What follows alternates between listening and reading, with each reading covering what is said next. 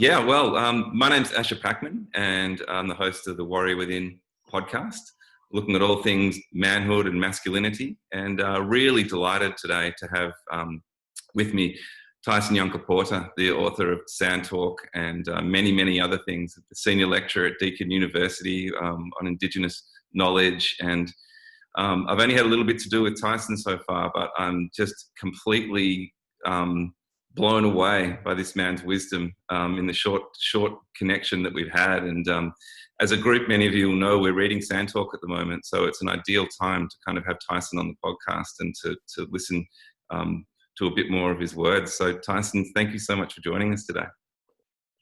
No worries. It's really good to be here. Yeah, look, it's a really interesting time to kind of have you on, particularly with where we are at this moment in time in the world. And I kind of wanted to start things off by kind of asking you, I guess, from the perspective of Indigenous wisdom, like what is going on? Coronavirus, we've got all the reverberations of the killing of George Floyd in Minneapolis, which is literally vibrated right around the world. And is there a pattern that you could speak to?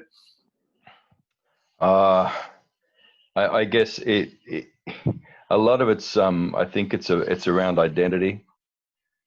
People are struggling for some kind of identity. We've had about 40 years of social fragmentation under an enormous failed experiment of what liberalism turned into. There's been a massive transfer of wealth, and in order to pull that off, there's also had to be a lot of social fragmentation and breakdown of communities, breakdown of the most basic fundamental relationships that make a community work, until we've all become these individuals, and then in our desperation, trying to grasp onto some kind of identity individually. But in the end, because of the economic system, which has taken over the culture of the entire world, all those identities, it looks more like branding the way people take on these identities. It's more about, it's like your own little mini corporation, and that you're looking at, leveraging various aspects of your identity. It's kind of like this weird futures trading kind of thing. You're leveraging your relationships, what's left of them, and you're leveraging whatever resources you've got. And one of your resources is this identity, whatever it may be. And you're leveraging that, to invest in yourself and your own personal future. We're all out there struggling for ourselves while trying to reconnect with a sense that we've lost something. And what we end up with when all these little identities sort of cluster together in different groups is not any kind of cohesion or solidarity. We basically have these echo chambers where memes just reverberate around and ping off the walls of that echo chamber, and then gain momentum and just grow into insanity. And just the I don't know, I guess the collapse of this sort of white male sovereignty, the collapse of that over the last 10 years or so, and the challenges to that, and the kind of the teetering centrality of that dominance, that has caused some massive backlashes, understandably from the individual point of view of people who don't know what they can call themselves or be anymore, or how to be in the world. And so, somebody will do something, and then everyone else will jump on to support that, and then everyone else from other groups will jump on to condemn that and cancel that, and off it goes. So you end up with, one incident that should be dealt with, in the community, or, if you'd have no community anymore, then by these institutions that we're supposed to trust, it doesn't happen. Most of it, like a woman's raped, and 99% of the time she won't even report it, because what's the point? She knows what's going to happen. She's not going to find any justice there. And if she does, her entire life will be raked over the coals to get it. You know, it's just not worth it. So the institutions aren't there to support people anymore. And we end up with this weird, you know, Salem-esque kind of swirling of this kind of mob justice going on. And and I say mob justice because it is the mob. It's not community in structures of you know, your people who are living together in the right way. You know, finding ways to you know, when someone transgresses, they're not looking at trying to correct that behavior or correct that person. You know, so it's just a war, and it's a massive, it's a melee kind of war.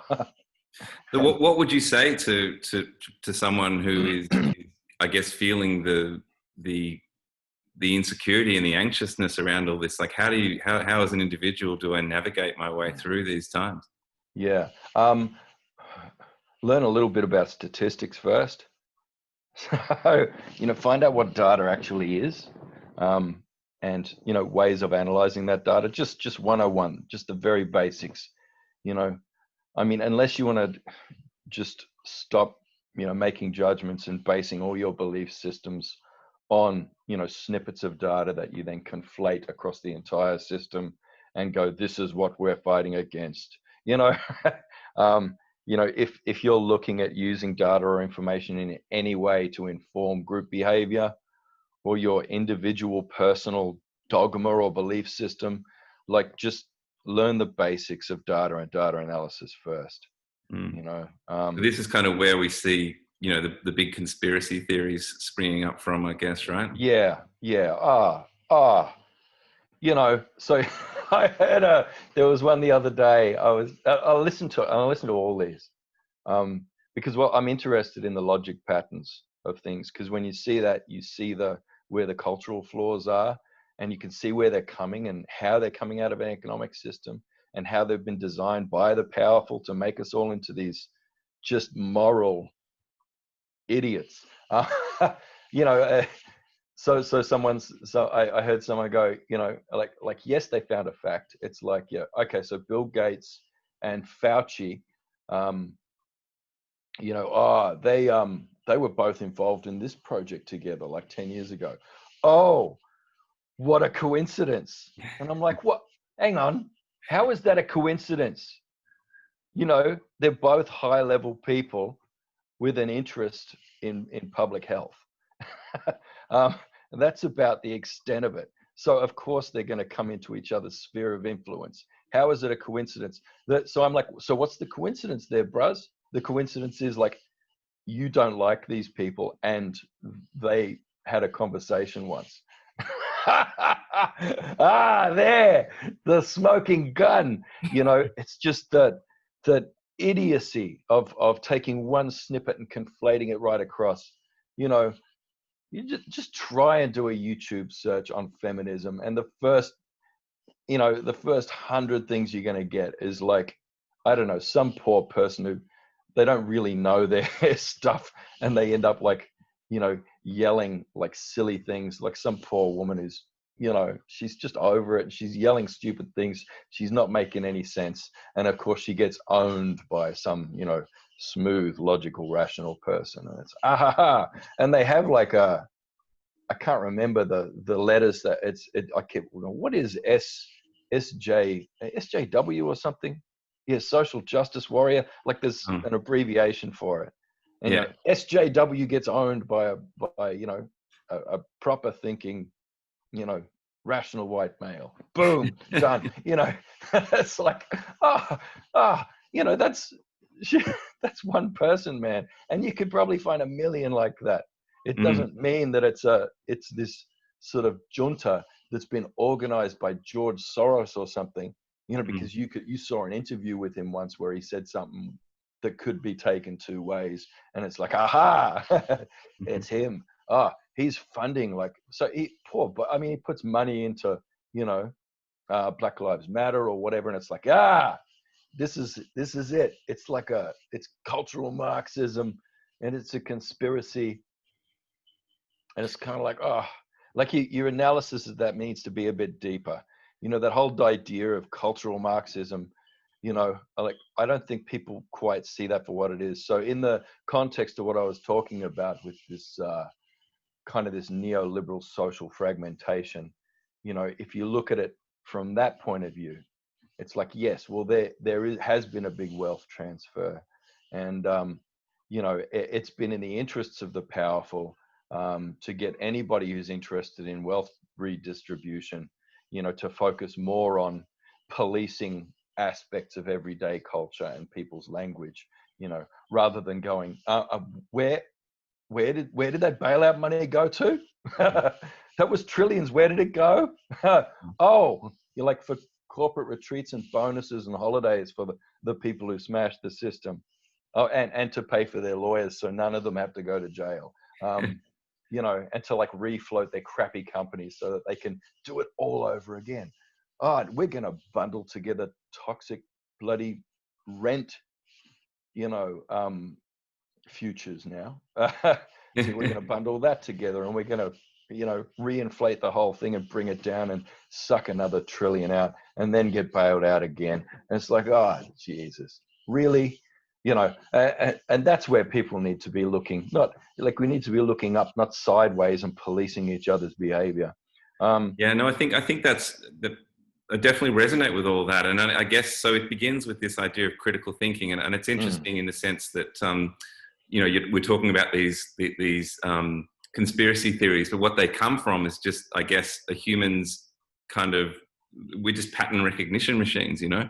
Yeah. And I guess in moving it back to the indigenous and your book, Sand Talk, you know, you're talking about actually, yes, we recognize that, but maybe there's a different way of using that patterns and that way of thinking. Critical thinking is no good if it's fragmented thinking, you know. Right.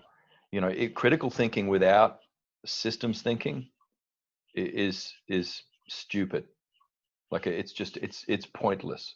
And a lot of, you know, a lot of social sciences have gone that way. So is that the difference then between the way we look for patterns? It's a lack of systems thinking, and is it when we bring in the systems thinking, is that what takes us back to the kind of indigenous wisdom?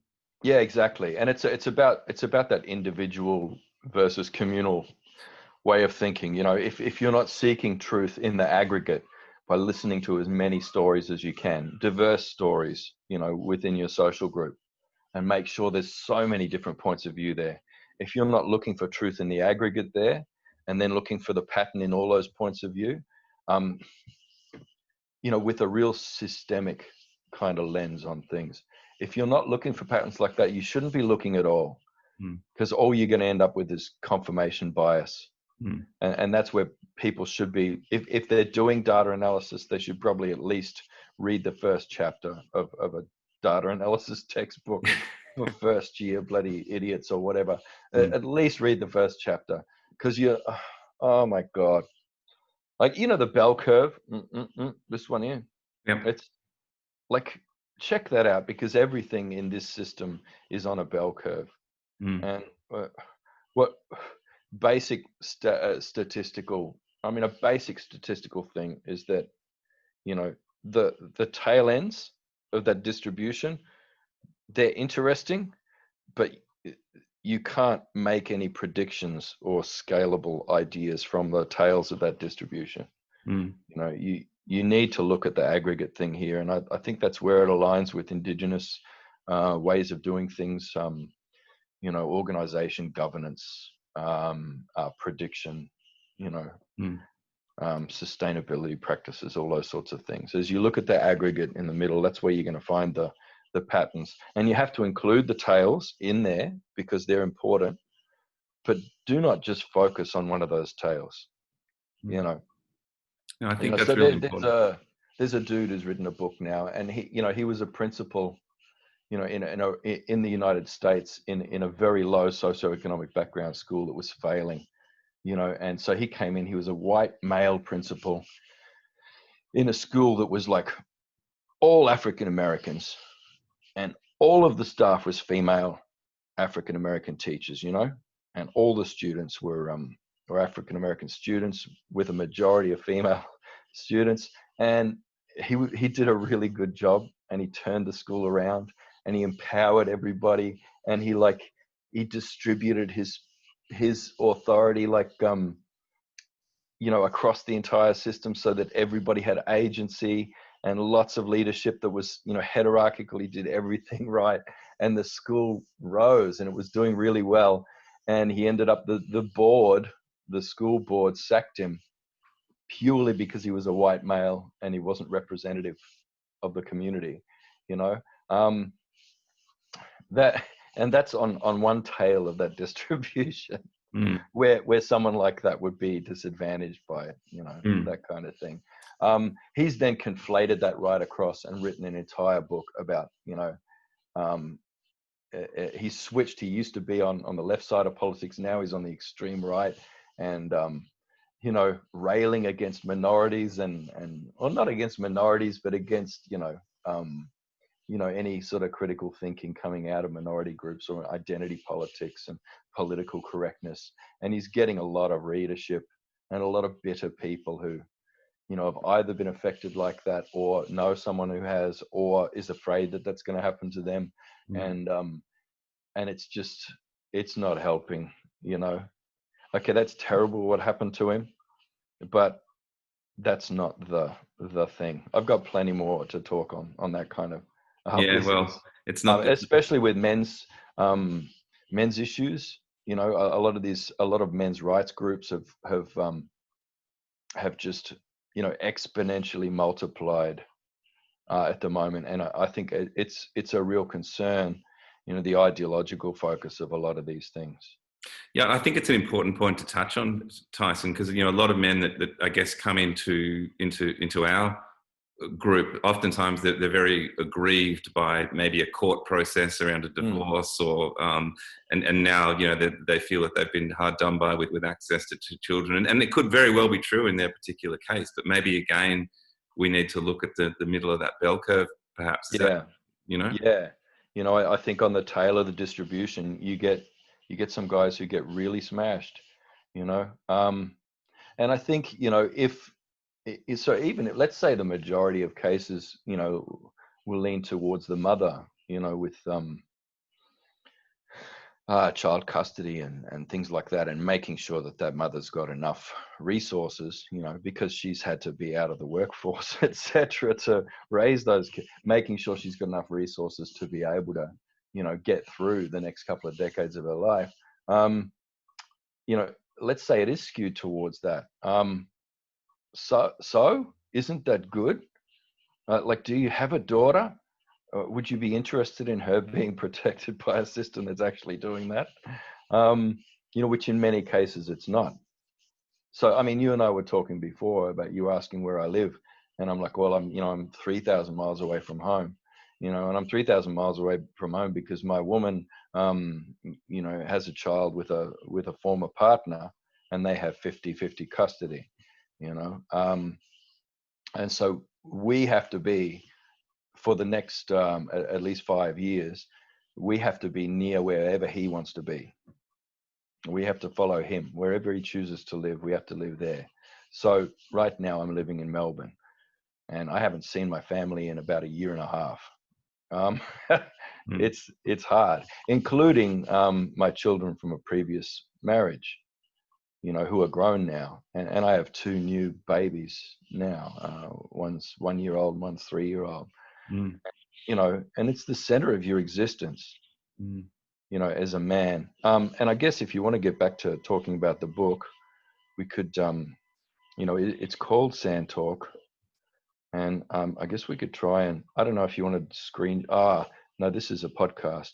But I was going to try and show you some things, but there are a lot of the symbols in the book, which is, done by drawing things in the sand. It's an ancient practice here to get across ideas that show, those relationships and the structures of kinship systems that ensure the centrality of that mother and child.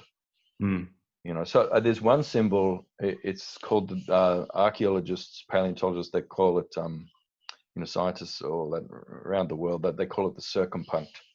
Well, And it's if there's a way of, because I probably we'll put this up so that people can see as yeah. well. So if Oh, there's a but I way of mean, sharing the screen, oh, why don't well, we look, do this that? one's yeah, it's been disabled by you, I think. Okay, I can share it on my side. I'm just not sure how Okay, to allow you access. it's fine. But I can just describe this one. This is easy. It's Okay. it's a circle with a dot in the middle of it, and maybe that's the only thing we need to look at. Well, actually, You know, I can made you the host for a second. So try now, and you should be able to actually okay, sweet. share. Yeah.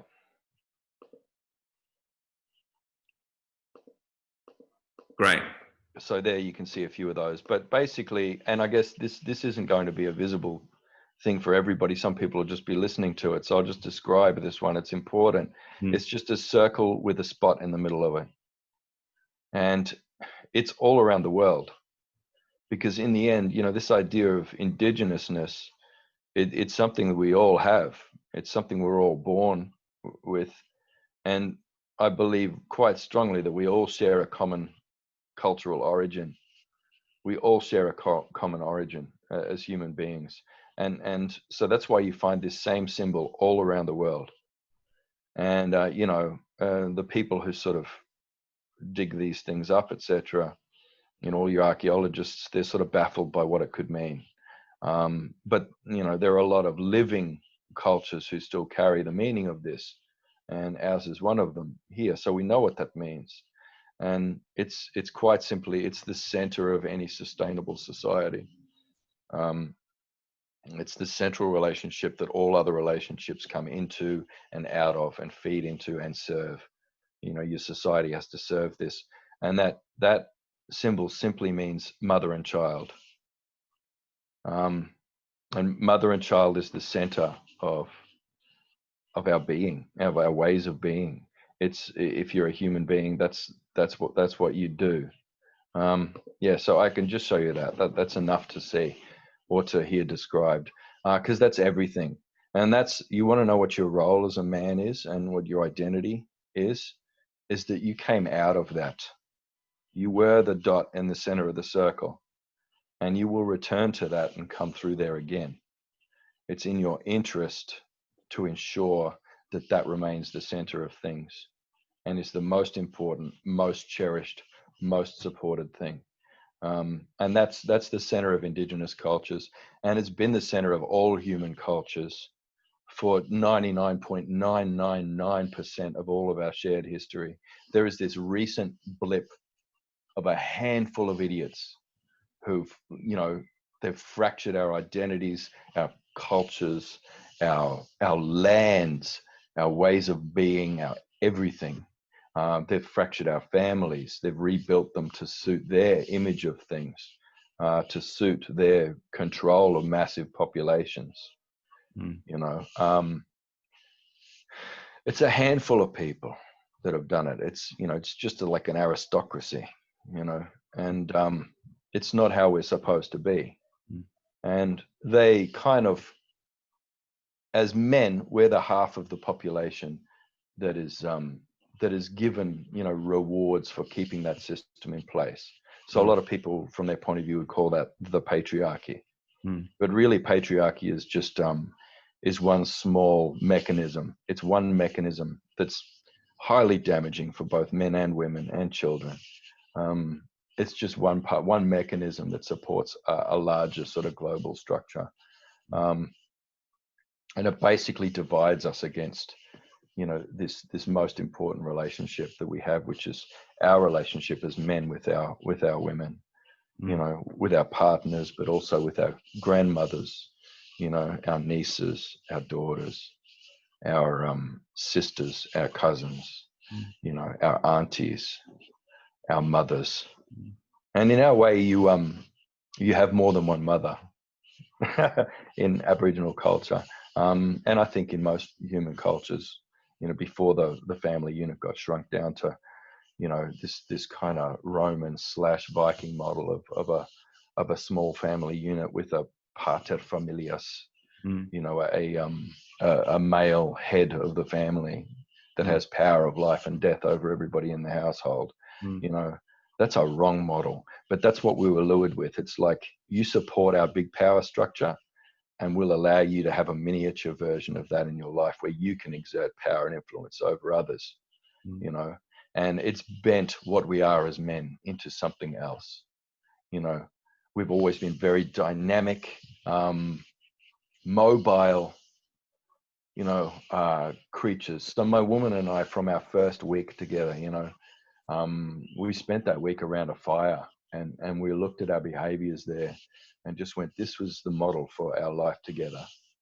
You know, she keeps the fire going, and she makes everything happen there at the center. I bring things to the fire. I bring the wood. You know, she goes out too. We both go out, but she makes the decisions around the fire. You know, I'll also tend the fire, but she has the say around in that space. That's her camp, and I bring things in. You know, I bring the It's such a wood. beautiful picture you're painting, Tyson. And what I'm realizing just in this short time is, having viewed that symbol in the sand, the rest of what you're saying seems to land so much more deeply in me, because I've got this image in my head of just a simple circle with a dot in the middle, and then everything else you're saying just seems to be Yeah, bouncing off that and making so much more sense. And I guess yeah. that's the beauty of it, right? We orbit around that. You know, Yeah. we come out of that, Mm, and then we spend our lives orbiting around it, making it strong. mm, That's what gives our life meaning. That's what gives our life purpose. And it's mm, beautiful. Like, it makes you want to cry when you really think about it. mm, Because and there's something about, that's why it's called Sand Talk, the book, because it's such an important, you know, an image, a symbol, like, and it can be so simple, but it can just carry terabytes mm. of data that has intense meaning, and that it can, you know, there's so much more in that than I could write in 10,000 words, you know. There's more in the images in that book than there is in the rest of the book put together. Yeah, I can imagine. But how do we, for the average man living in Melbourne and going to his 9 to 5 job in the CBD every day, Mm. how do we connect? Like we talked about, the first step perhaps being, understanding statistics and critical thinking, but kind of what's next? Because if I show that guy this symbol and try to say what you just said, it's probably not going to land with him coming from me as much. It's like, I how do we know. give, how do we give these men Well, easier yeah, steps? I guess you find where that's engraved in a rock in Europe somewhere, and you Mm, show them that picture. You find where it's in the Middle East. You find where, because it's all around the world, and mm, you go, look, this is our root culture, and this is what it means.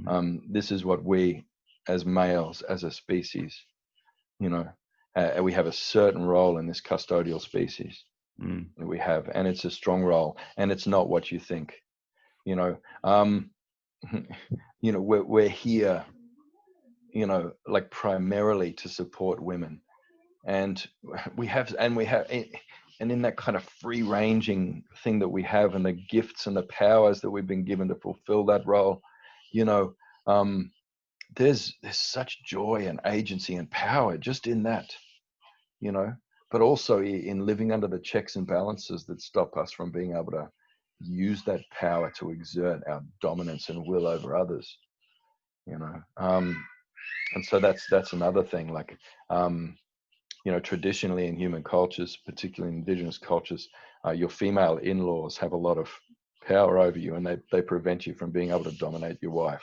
mm. because she's got 3 generations of women around her. Isn't that interesting though, Tyson? Yeah, Because um, in the modern culture that we live in, like, the mother-in-law is kind of seen as this devil.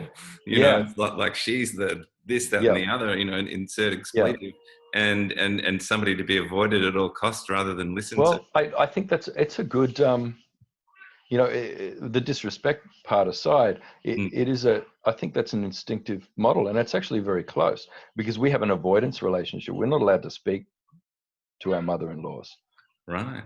in our culture. We have an avoidance relationship, and if we, so every Aboriginal language is really 2 languages. There's the main language that everyone speaks, and then there's the avoidance language. So every word has a replacement word. So when you do have to speak to her, you have to speak this completely other language. You're not allowed to hand her anything. You know, you have to hand her things through a third party. Mm. you know. But at the same time, she has this authority over you, Mm. and she can have you killed if you do the wrong thing to the daughter. And it's a really, I mean, yeah. So I think instinctively we have this aversion to wanting to have this relationship with our mother-in-laws. The And I think difference that, is respect. yeah, That's the basically difference it. is respect. To sit there and disrespect her as this harpy, and to hate and loathe her and all that sort of thing, that's just a twisted sort of, you know, kind of thing. But the base idea, that base instinct that we have in our gut, which we should try and follow in more pure ways as men, you know, our base instinct is to avoid her, and to, you know, respect her. But she's one of the checks and balances that are in place to prevent us going into excesses driven by narcissism. Mm. And we are prone to narcissism, you know, all humans, we have that seed in us.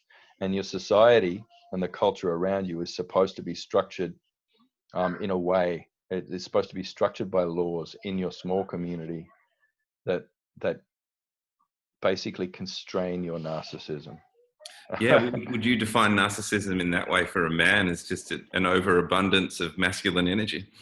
um, no, I don't think so. I just think it's misdirected masculine energy. Misdirected. Yeah, Yeah. there's nothing wrong with masculine energy at all. You know, Mm. it's there for a reason. Mm. You know, and when we're living in our true pattern and purpose, it works really well. Mm. It has to be brought into balance from time to time, and that's why you have elders, and that's why you have you know, powerful women around you. Yeah. So and that's another thing, is that in this system where we've been placed as this pater familias over our household, you know, which is eroded lately, and so we don't know what we're supposed to do. Yeah, in this system, it also denies women the agency of violence. So it's kind of it's mutated and twisted not just masculinity, but femininity is the main thing. It's changed femininity. Western femininity and civilized femininity is nothing like what our actual woman is like, and actual femininity is like. It's not this mincing, throw like a girl, limp wristed thing. You know, women are not weak. You know, I wish we could sit down with some of my aunties who have been raised outside of that model of femininity, because you would be like, oh my God, I wouldn't mess with any of these ladies, you Mm. know. And it's not about size and strength, because I mean, you know, I've got that many female relatives who are, you know, would only come to your shoulder and are really skinny and bony, and you look at them and think, oh, I'll just, you know, sweep the leg and she's done. But no, bros, Yeah. she would murder you. Yeah. She would murder you. I have a niece. She's the best fighter in the community, and she's famous for, like, if anybody messes with any woman in the family, she'll go straight to that house, and she'll call out the 6 best men there. Yeah.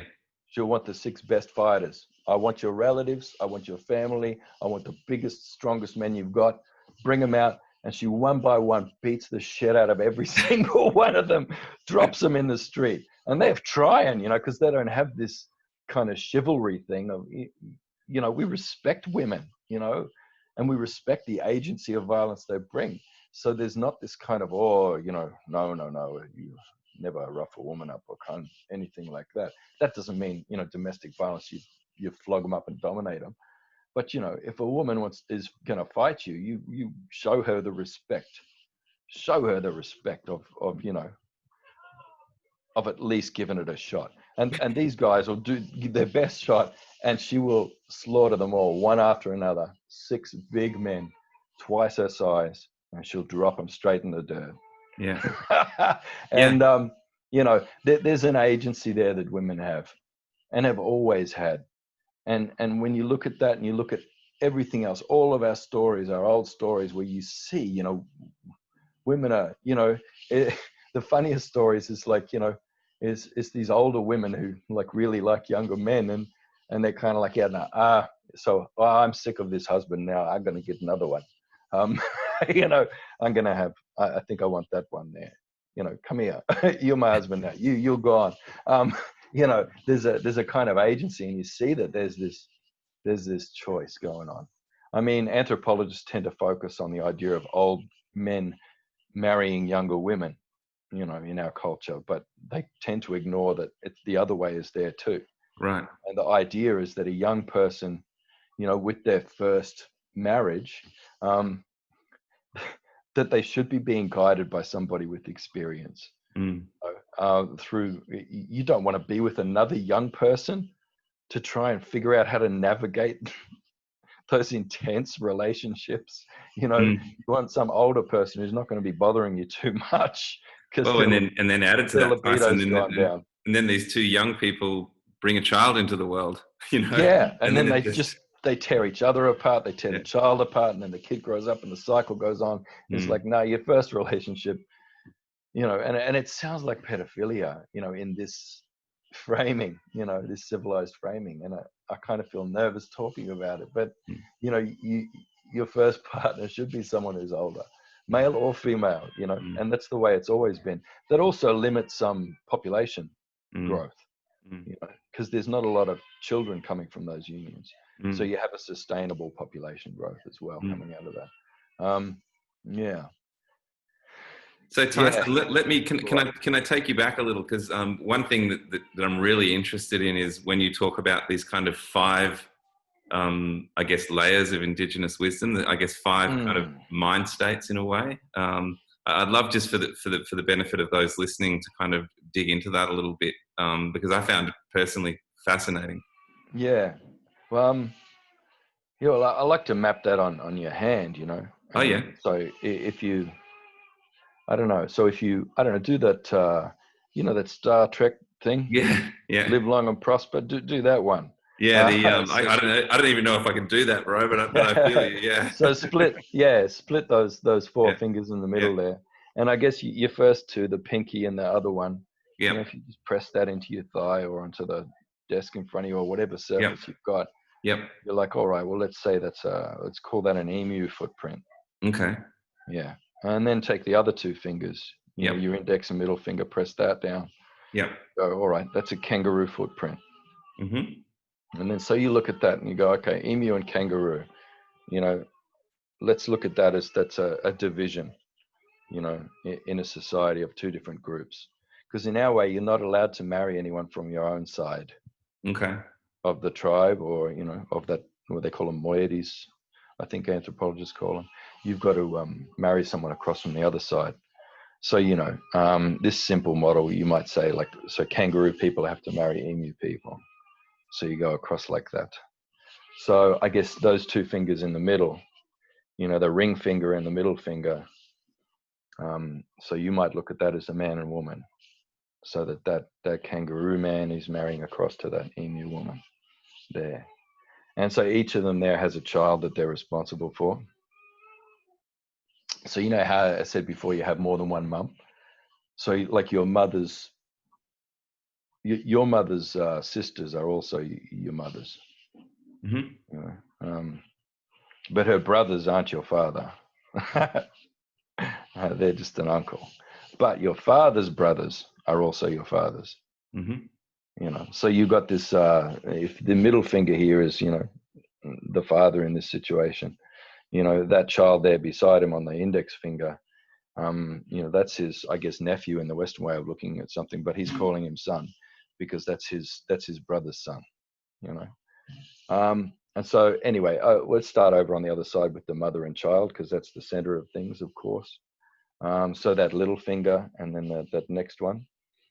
This is how I like to organize these things. Beautiful. Is around that. Yeah. So if you start with the little finger, that's the child, you know. And so really that's the center of things. That's what all of our attention and resources need to be going into that. So that child, I like line the child up in this relationship, in this mnemonic, with the way of thinking that is kinship. I'm calling it kinship mind, but you can call it whatever you want. I've got small, I haven't capitalized this thing. There's no TM. It's just like open source. You do what you like with it. But so you've got this kinship mind, and I've got the child there doing that because that's basically what a child does. Is it just relates. So for the first years of its life, throughout its childhood, a child is just relating. It's not a human being, it's a human relating. It's just, and it coming out of that first relationship with its mother, it just relates. And so basically, as you grow, you establish all these kinship pairs, all these pairs with other people around you. So, uncle, niece, grandmother, granddaughter. Our society is based on these pairs. But there is no separation in Aboriginal culture between nature and society. They're one thing. So they're also totemic pairs. Like you saw the husband and wife one already, that totemic pair, it can also be something like kangaroo emu, So there's pairs in nature, in any ecosystem. There are pairs of things that have symbiotic relations. And you have that inside your social system as well, your totemic system. So that child is basically relating. And kinship mind is basically the idea that nothing exists on its own. Everything exists only in relation to something else. Everything. And if you want to make that the source of your data analysis, you'll do better analysis. If you understand things as being connected to other things. That way you won't see false patterns like, aha, Fauci and Gates, coincidence, no. You see actual pairs. And I guess it continues out from there because those pairs connect with other pairs. So that child belongs to, hundreds of different pairs, to places, so they'll have a place, a story that they belong to, a special place that they'll be responsible for as they grow. Maybe it's a patch of creek where a particular fish breeds or something. Maybe it's a grove of trees or a hill, or, there's several places the child will be connected to through these different relationships. And they'll learn knowledge. They'll get knowledge and story about that place and how to care for it. And they'll know that, but then they can exchange that with other people through other pairs. So there's this interaction. It goes through the system. It's basically how a complex system works. It's through that relationality. So once you have that kinship mind and you're forming those pairs, all those little us twos, and connecting those up with other pairs and making these exclusive groups and then inclusive groups coming out that include non-human entities, plants, animals, all these things, then your thinking is going to be solid. You'll supersize your mind. So that's that one. It took a long time to go through that, but I think it's the key thing. I'll whiz through the others. So I think of the mother there with that child as carrying that idea of what I'm calling story mind. And story mind is not just yes, narrative is powerful. It's how we make sense of the world. So, your brain scientists and cognitive scientists will tell you that there's a part of your brain that they call the storyteller or the narrator. That basically all of the information that comes in, all the data that comes into you, you're arranging it in a story of your life, and so it's the main thing that we use for meaning making.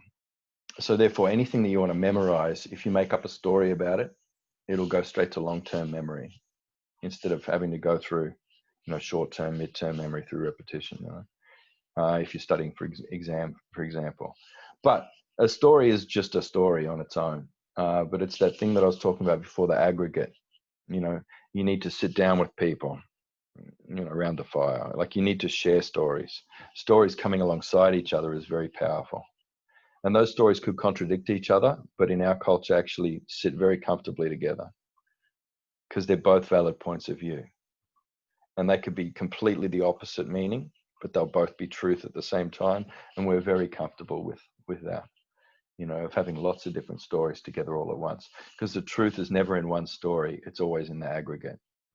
And I think that's part of the sickness of this world now, is that everybody thinks their story is the truth and that they need to somehow bend everybody else into their narrative. So that's that one. Kinship mind, story mind. And so then you got the man there, the middle finger, the big daddy. So we'll look at his way. We might call it dreaming mind, and dreaming mind is just our particular gift as human beings of being able to use metaphors. It's being able to deliberately transform something tangible in the real world into a metaphor and use that. And metaphor is the language of spirit. So we use that metaphor to transfer something across into an abstract space. When it's in that abstract space, you can do things with it. You can have a series of metaphors that you're manipulating there, and you can come up with predictions, solutions. That's where you find patterns. That's where you do your data analysis, and really what this is a kind of a ritual action. So all rituals are basically about turning a phenomenon or a person or an object or a thing or a series of things, into metaphors, and dancing or singing or arranging objects or whatever in a way that's creating a metaphorical action, and then you bring it back around into the real world, and that steers your activity. So anyway, that's that dreaming mind. And I guess the fourth one there, that would be that man's little nephew there, that he grows him up. So this fella's Emmett. He's the one who grows up. He's the uncle who raises that that child. And so that boy there, we'll be looking at the mind that I've attached there is what I'm calling ancestor mind, and that's that state. That we might fall into in our yarn here, where I suddenly look at the clock and it's, oh my God, like 45 minutes we've been talking. How long does it feel like we've been talking? Like 5 minutes, 10 minutes? Yeah, just certainly less than that. But when do you get into this state, this alpha wave state, like time just whizzes by, it ceases to have that linear feel to it. And I guess that's how you know when you're in it. But you're capable of a lot more, me sitting here before thinking, oh, what am I going to say in this thing? I'm thinking all that in my mind, in my brain, and I can't make sense of it. And if I wrote it down and I tried to read off these talking points, I'd be all up here. But if I'm in ancestor mind, it's much more connective. I'm allowing my entire mind that goes throughout my body and then out into the relationships and all the things around me. I'm allowing my mind to be expansive like that, and allowing myself to sit in that timeless state, that alpha wave state, where I'm able to do a lot more. I'm starting to understand why. Advanced computation. Yeah, but I'm starting to understand why my 5-year-old son, it's making a lot more sense now in terms of that relationship. If I look at him as kind of ancestor mind in this way that you're talking about it, it makes sense. Like the other day I was giving him a bath, and he said to me, is this a dream? And I said to him, what, not as in having this bath? And he just looked at me and he said, no, the whole thing. Hey, you say, well, you need to talk to some of those West Coast Silicon Valley fellas. Yeah, 100% right. Intensely believe that this is all a computer simulation. Yeah. You don't have to worry about climate change, because when it all falls apart, we can just reboot it. 100%. Yeah. So there's one more, and it's the thing that you were asking about before, was that pattern, seeing the patterns. Right. So your thumb. So you can see there's sort of two sets of laws there, that emu law and that kangaroo law, in those two divisions. But then there's the big continental common law that binds all these together. And it's not just continental, it's quite global, because everywhere you go, you'll see Serpent stories, Serpent as a creator, every continent, every culture, even in Europe, even into dragon mythologies and stuff like that. So here might call it the rainbow serpent or something. So I think of the thumb like that, and I'll wiggle the thumb around like a serpent, And so that's the one I think of for pattern mind, because that has the big picture that binds together all the stories and sees all the stories. So, as I go through, like I touch that thumb on each finger, and I think about what those things in combination mean, and then I might touch together that father and the nephew, that uncle and nephew and the thumb together, and hold that, and then think about what all those kinds of thinking together mean. And then I'll do it with the other ones. And then I might make a fist, and think about, well, what's all that all together? And I guess that's how pattern mind works. It's going across the aggregate, looking at all the bell and the tails of the distribution, and the guy who drew the graph.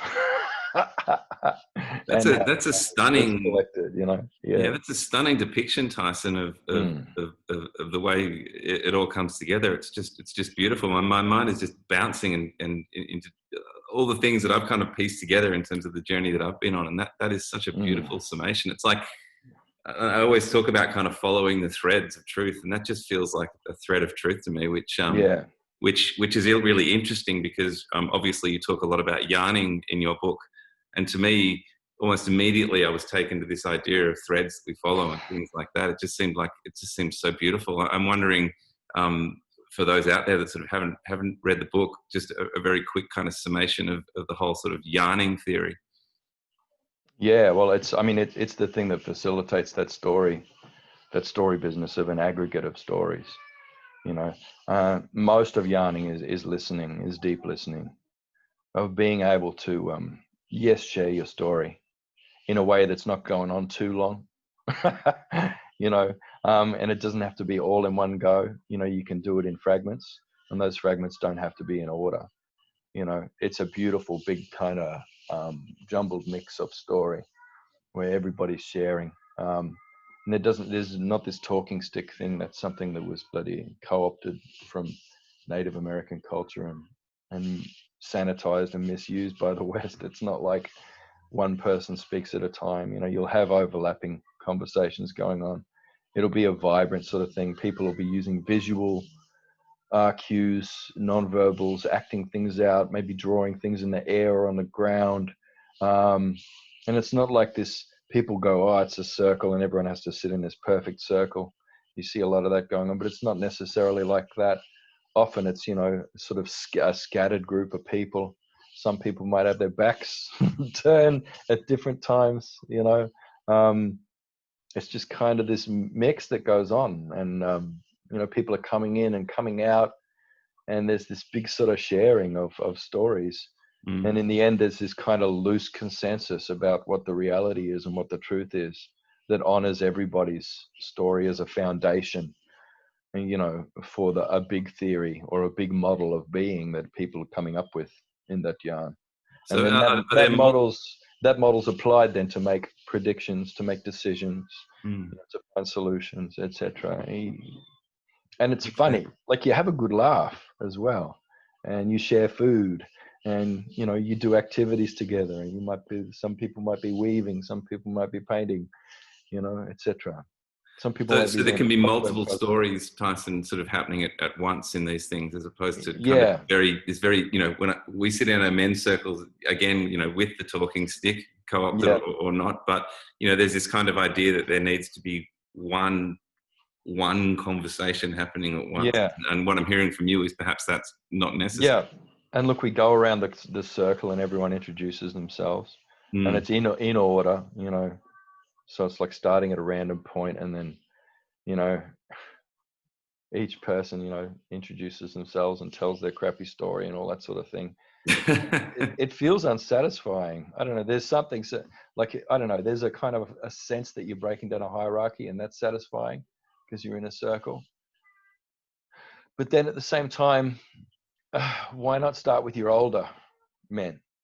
Because really your older men should have the right to speak first, and the younger men need to be listening to them. Why not have? There is an interesting protocol of inside and outside circles that I've seen sometimes, of like that you get people who are the authority in the group on something. They'll be in the center talking, and then there'll be a circle on the outside of people listening. And it's not a hierarchy. It's this kind of dynamic subordination that everybody in a community, the knowledge is distributed throughout, and everybody knows something. So that child who understands the knowledge and speaks for that hill over there, because he has that from his mother. If you all go there and his mum's not there, then you'll be looking to that kid, and that kid will be saying what we need to do while we're here and how we need to behave. you know. So suddenly that kid will have a leadership position, and everybody will listen to the story from that kid, you know. But then when you move away from that hill and you go to the river, then the woman who speaks for that riverbank on this side of the river, suddenly it'll shift to her, you know. So I guess as the topics in your yarn move around, like fish schooling, you know, as you shift into a topic, and there might be one or two or three people who have more experience of that topic than anybody else, then those people will sort of move to the center of things, and people will listen to them, you know. Yeah, and sort of that's how that leadership works. And it's interesting. So even the form of a yarn will do that. But this idea of having a circle that no matter what's going on or what's being spoken about, that everybody's equal all the time, and everybody has to be heard from start to finish of their rambling monologue. It's clunky and it's not productive. So that's not what a yarn is. Although a lot of people will go, we're doing a yarning circle, and they'll do that. It's not what it is, you know. Seems like it has a bit of feminine energy to it. Like if it was all, you know, this sort of idea of a little bit of sort of chaos in there. As opposed to this very orderly, you speak, stop, Yeah. Which seems a little more masculine. But it's imposing a linear structure on a circle, which is just insane to me. And for some reason, it always goes clockwise. Yeah. So it's, you know, we're bowing to this clock. Yeah. You know, and that was part of how men was part of the process of enslaving men into this salaried bloody servitude that we have. You know, they originally put those big town clocks in the center of the town. Yeah. The idea was that it was gifting the entire community this technology so that everybody, rich and poor, could have access to the time. But it wasn't. It was so the rich could have access to, you know, 8 hours of your day exactly at the same time every day, and to be able to divide that into units of value and enslave you to that. And we do that in these circles. We go around clockwise. You know, so we're still enslaved to this thing, even though we're trying to break it. So, I mean, at the very least, if you go around the circle, go around in the direction that the sun moves, which is the other way, and acknowledge that, because it at least puts you in place into an actual, oh, yeah, that's right. There's something beyond this room we're sitting in. Yeah, there's a world out there, you know, a world of dynamic cycles that we actually belong to. Shit. Yeah. And now we're getting something. Yeah, you connect if you structure your activities together to be more based on natural systems, which are a lot more, and people see it as chaotic, but it's not chaotic. It's dynamic. You know, be dynamic. You know, do some biomimicry, copy the natural systems that you see, and try not to impose grand narratives of bloody food chains and apex predators and the fittest survive and all that stuff over these. These are false hierarchies that don't belong in nature. You know, we don't evolve through fitness, bloody, you know, the fittest dominating. That wasn't even what Darwin said. He was more into a coevolution. Oh, 100%. I've heard symbiosis and communities. Yeah. So, yeah, it's all a lot easier. And look, I don't know, I'd really encourage men to really look at all those stories and listen to those SJWs as they get owned on YouTube by somebody who's more logical or whatever. Like, just listen to them for a minute. You know, like I've learned a lot in this lockdown. You know, I had to, you know, it's really important to me that I'm doing an equal share in the house work, you know, even if I'm out doing my job and, you know, 5 days a week and breadwinning. And even if I have to commute like 6 hours usually a day. So it's like this double shift. It's awful. But I want to come home and I want to make sure I'm doing half of the domestic stuff. But I'm an idiot. I divided it up into these bloody units of time and this amount of chores, and I will do this half. I will do the kitchen and the cooking, and I will do that, and I will put in X amount of hours with the children, and therefore I'll be doing 50%. Bullshit. You know, you can't imagine the cognitive load on a woman. And that's what I'm starting to understand with the lockdown. My little daughter keeps coming in and out. I can't even think straight. The cognitive load that's on you as a parent, and as usually women with these little things that are attached to their bodies 24/7, and even when they're not there, even then when they're apart from them, there's that attachment. I didn't even understand that. I thought I was doing half. I'm not doing shit. I'm not doing 5%, because the cognitive load that's on her 24/7 is insane. And I'm experiencing a fraction of that in lockdown, and it's nearly killing me. It's such a fascinating thing, Tyson, because there's actually research which has come out recently around lockdown and exactly this topic. And when asked, men giving a percentage of what they contribute to the household will give a certain number. And you ask a woman who's literally obviously living in the same house to give a percentage of what the man's contribution is, it's always vastly, vastly lower than that. So there's a total, and I don't think there's malice or anything there. It's just, it is. You think you're giving, like you just described that. We'd have these arguments, and I think, no, I am fucking empirically right. Yeah, empirically. You're telling me I've done nothing today, and that you've fucking done everything. I'm like, you haven't changed one. How many nappies you changed today? Nah, me, I changed 15 nappies today. How many you changed? Nothing. Don't be telling me I did nothing here. I've been doing the bulk of this work here, but nah. She is frazzled and ragged, it's a constant demand on her, and a small percentage of that demand from them emotionally and etc. Has shifted to me, and it's nearly broken me. So I'm just like, nah. I've just, and I can't apologize to her enough. I can't acknowledge her enough. Now I'm just like, oh man, I don't know anything. And to me, it's always been academic before. So when I had this divorce a few years back, the only lawyer I could afford was this dude who, he was one of these men's rights activists. How did that work out for you? Yeah. Well, we ended up arguing a lot. Like I had to pay him by the hour to bloody argue with him about men's rights, and he's like trying to encourage me to leave this woman with nothing and to go, because men, we get unfairly thing, and I'm here to bloody reverse that and turn the tables around for men. And he's trying to encourage me to really sting. And I'm like, no, whatever she needs, that's what I'm going to do, we don't get along, but that's, she's like put her whole life into these kids. Of course I'm going to do whatever I can. I'm happy to take on the debt. I'm happy to give whatever she needs, whatever percentage, even if it seems unfair to you. I don't care. That's what she's earned. That she deserves that. And he's like, he was enraged, and he was talking about how men are ripped off and everything. And I'm like, hang on, like statistically, we own like 90% of the wealth in the world is owned by men.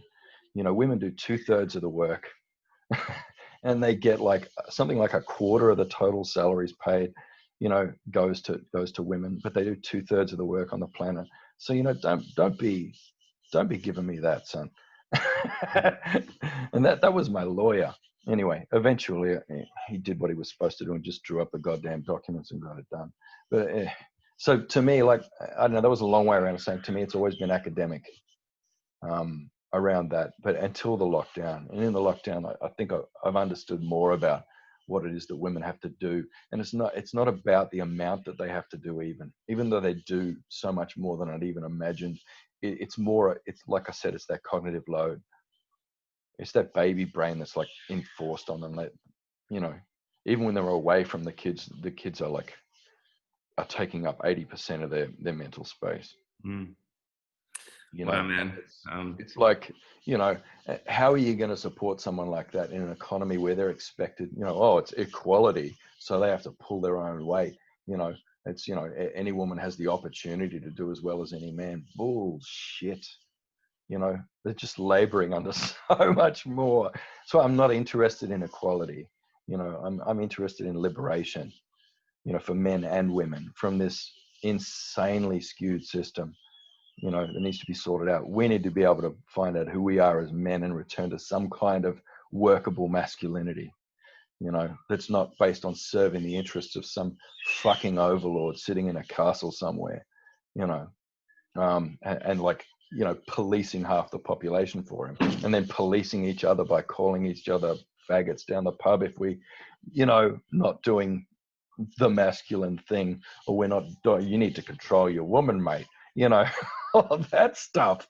Like, we're doing the work of the powerful for them. They get to sit up there. They don't even have to police us. We're doing it ourselves, you know, and we've taken it hook, line, and sinker. You know, be a man, be a real man. Don't be somebody's lackey. Don't be somebody's bloody policeman. Be a man. Support your women. You know, honor your grandmother. Honor your mother. Honor your aunties. You know, be in the world. You know, eventually things will turn around, and we'll undomesticate ourselves as men and women and try and start to find out what we're really supposed to be like. Because women don't throw like that. Not naturally. That's, if you know a woman who throws like you throw with your left, then, you know, that's a woman who's, I mean, can you imagine what it would take to take a wild person, a strong wild person who's born that way, and actually twist and domesticate them into somebody who can't even throw properly, can't throw a punch properly because they think their hands are like this, like they've just been twisted and crippled up by this harness of femininity that is not what a woman is. And us, we've been turned into these horrendous pig dogs and idiots. We've been mutated into this, you know, this domestication is a horror show. And we need to escape out of our feedlots and just, you know, get out there and see which way the sun actually goes and follow that for a minute. Take a few breaths, try and figure out what the hell we're supposed to be. Holy cow, man, you're punching me right in the chest. You know, yes is all I can say to that, really. Yeah. But here's the thing, man, and I got to ask you, you have this beautiful line of kind of humor which runs through all this. And to me, I think that's part of the process, you know, to be able to see all this heaviness in the world, but to be able to hold it kind of lightly, and to be able to laugh all the way through it. And, you know, there's a question for me which sort of says, how the hell do you do that, brother? Yeah. Well, I mean, it's all funny. I mean, it's what we're laboring under is so ridiculous that if you can step back from it for a minute, you have to laugh, because it's all so stupid. It's just silly, and you got to laugh and have a laugh about it. And you know, I mean, that's what humor is getting another angle on something, is you know, looking at something in a new way. And it's medicine too, right? It's bringing together two ideas that have never come together in your head before, basically. Okay. So sometimes it's just bringing a new context to something, or a new lens, and what that is, you get a rush of really powerful chemicals in your brain when you connect things up. That's your genetic reward for learning. And you know, it's when you do a really powerful one, the rush of pleasure, chemical pleasure, is so intense that it makes you laugh out loud. And that's what a joke is. You know, it's not, you know, down the pub, this forced laugh because we want to do it together, but instead we're going, here's one for you, lads. So Wonder Woman, right? She's lying naked on the top of a building, and Superman flies over, right? And he sees her down there, and he goes, whoa, and you know, it's like, oh, no, and that, that's like, it's this weird patriarchy that we're enslaved to. You know, it's even co-opted like the most important thing, which is laughter and fun and bonding around laughter, to the point where we've twisted that as well into this soulless, joyless, bloody mockery. Fuck that, you know. I don't do that. I'm a real man. I want to actually laugh about things that are funny. I want to laugh because I'm learning about stuff and I'm putting things together that I hadn't put together before. I want to see the absurd and the ridiculous in the absurd, ridiculous structures that we're living in. And, and laugh about it, particularly if you can't do anything about it. If you have no agency, no control, and you're trapped in it, that's even funnier. And that's how you survive it. Because it is shifting, and it will shift. This 10 years of depression that we're about to we're coming into a decade-long global depression, and you're going to have to laugh through it, and we're going to have to actually form groups of males like we're supposed to naturally, who are healthy together throughout this, getting each other through it, supporting each other, but not just, yeah, mate, are you okay? Tell us if you're okay. Tell us if you're not okay. Are you okay, mate? Yeah, she'll be right, mate. She'll be right. Not that shit. Like, actual real yarning, real laughing, real learning together, sharing stories, about how we've managed to find a hack in this system to be able to support and honor the women around us. Because you do need to find hacks, because the entire system is built on another way of doing things. It's that creativity that we have as males that's what masculinity is. It's a creativity and a way of being in the world that's at once separate and together. It's separate and it's individual, but then it's also profoundly related. And you look at our all the genetic studies that have been done of people, like most of your ancestors are women. People go, what? How does that work? Well, that works in that most men throughout human history, in the history of our species, have not had the right to breed. Most men don't get to become fathers in our species, because women are very selective. They're guarding our gene pool and they're making sure that it's stimulated and vigorous, and they're being very selective about who they choose to breed with. I actually you don't have the right to procreate, and you don't have the right to lord it over, whatever seed comes out. If you're honored with the role of being able to assist with the nurturing and bring things in and support that process, then you're a good man. If you're on, and every single one of us, whether we breed or not, has a role in honoring that process and nurturing that. It does take a whole village to raise a child, not two fucking people, or in most cases now one person struggling to fulfill the role of an entire village for a poor kid or a bunch of kids even, You can't do it. It's got to be all together. If you and I were in the same men's group, it'd be like, you'd be like an uncle. If we had a men's group of, say, 12 fellas, you're all uncles for my daughter and for my son, and you're in their lives, and I'm in your lives. I'm uncle for your kids, and we're bonding together like that. And in that aggregate of all those stories and skills and wisdom and different ways of caring all together, then we provide that village that the child needs. How the hell are our sons supposed to grow up to learn how to be men, unless they're seeing many different, diverse male role models that they're profoundly connected to in a vibrant community? That's what a men's group needs to be. A men's shed. Yes, there's spaces we need to go off to and figure out our business so that we've got something productive to bring back to our family. Yep, we do need that. But it's not a place to retreat and tell our stories about how shitty women are and how the system's rigged against us and how, everybody hates us now because we have penises. It's all right. Get that off your chest at the start. And then, start to actually figure out what it is to be a man. Very beautiful. Very beautiful. Man, before I let you go, I just want to sort of in my role as in my meditation guide mode, I had the opportunity to listen to the meditation that you gave, which is on the webpage there, the Dream Walk, and honestly, it just blew me away. And so firstly, thank you so much for that gift. But secondly, could you talk a little bit about the role of the practice of meditation in all this?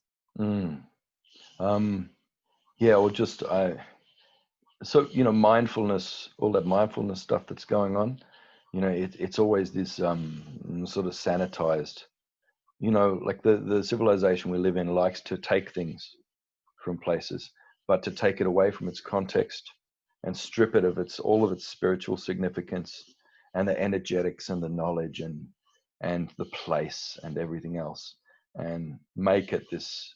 It tries to value add to something almost by taking away what's really valuable, and to package it and market it and make it this scalable thing. And that's what mindfulness is. So I'd ask people to be attentive about that. Be mindful of how potentially disconnecting mindfulness can be in the paradigm that you're being presented with it, and to in your meditations to make sure you're doing that kinship mind thing, which is what I tried to do with that dream walk, which was to be able to see yourself as a being that's connected.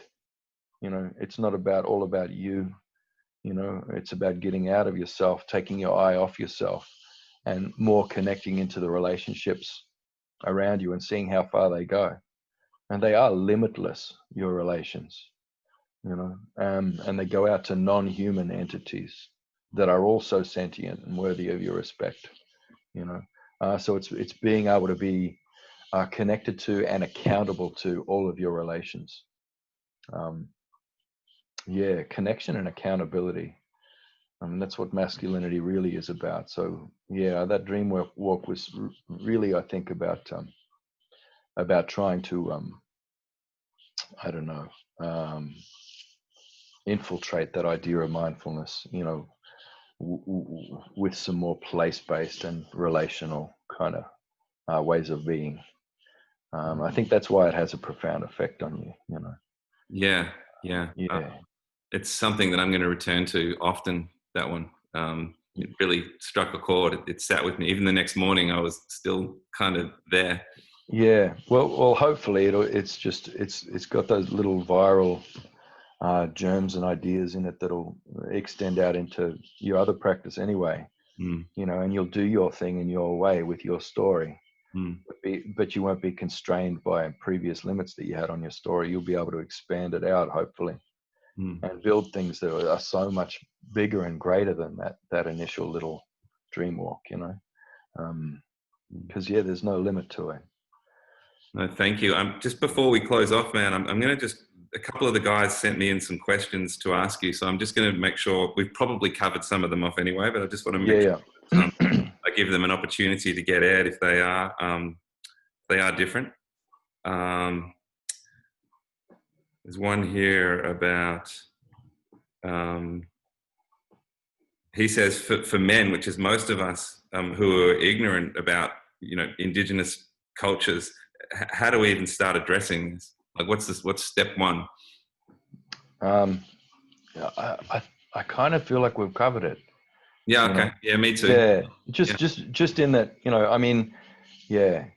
first of all, stop putting this idea of indigenousness as this exotic other, because when you can see where it is in yourself, and the fact that every single human being is born indigenous, but is then progressively domesticated throughout its life, some more than others.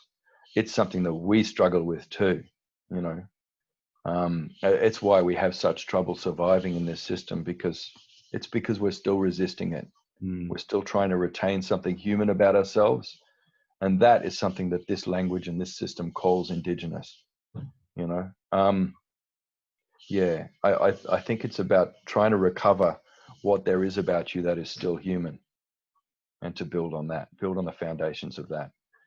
Follow those patterns, because there's always, no matter how domesticated you are, there are always fragments left, and you can see the pattern in that part. And the pattern in the part is the same as the pattern of the whole, so you can recreate it for yourself and build it for yourself.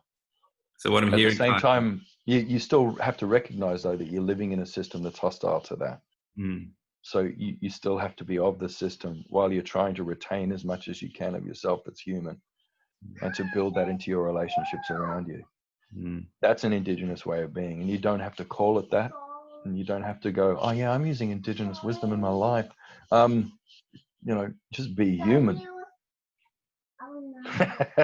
I think it's a beautiful place to end, because I'm looking at the questions here, and we have covered the rest already. But I guess what I'm hearing from you there is, rather than looking outside of yourself to kind of incorporate this Indigenous wisdom, the first place is find it within yourself.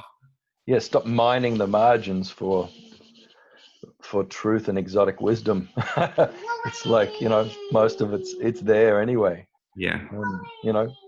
Find that fragment of yourself that is that, and then build out from that beautiful pattern, let it spiral out. Man, I think that's a beautiful place to close off. So Tyson, I just want to thank you again for your time, man. It's just every time I spend more time with you, I just feel deeply enriched. So thank you. Man. Yeah, we've had a couple of sessions now, and they've both been deadly. I really like talking to you. Excellent, man. Although I feel like I've been talking at you for this one, but I think that's the genre. That's the podcast genre. Yeah, it is, but also it's welcome, man, because it's very welcome. So thanks again, man. I appreciate your time, and look forward to staying connected. No worries, brother.